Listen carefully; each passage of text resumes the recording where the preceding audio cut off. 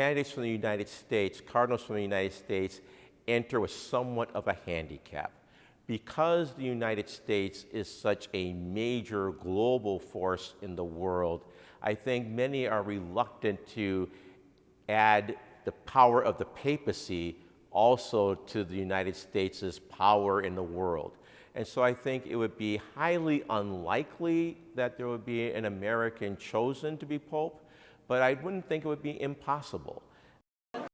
I think that when we look at the United States, there are certainly people who have been close collaborators with Pope Francis. For example, Cardinal Cupich of Chicago, Cardinal Tobin of Newark, New Jersey, Cardinal McElroy, who is the current Archbishop of Washington, D.C., that these are men who are known to have been close collaborators with Pope Francis, and I'm sure will have somewhat of an influential say in the conclave.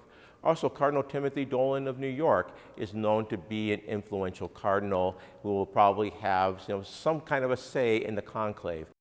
I think it's important, especially for Americans, to understand that the Catholic Church in the world is about 1.4 billion persons, and American Catholics only comprise 6% of that total. And I think that's important because sometimes, because of our outsized media that we have, we can kind of maybe think that our concerns in America, our experience in America, are somehow normative for the entire Catholic Church. I think it's important that when we see the conclave in action, we're going to see a global body, global Catholicism in action. One thing we do know about the conclave is that 80% of the electors are cardinals that have been promoted by Francis.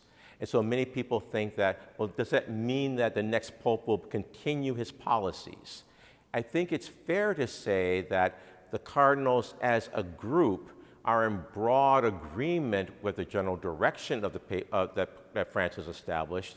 But I do think that there might be a tendency to say, well, let's take a pause and let's look at where the church has come in those 12 years of Pope Francis, and then to see where do we want to go from here.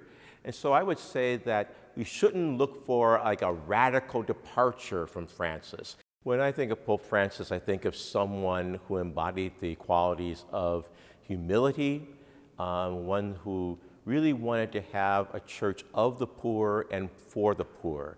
And so he embodied that in his own life, in his own humility, in his own simplicity of lifestyle, but also in terms of his inclusivity, his willingness to open the doors of the church to all.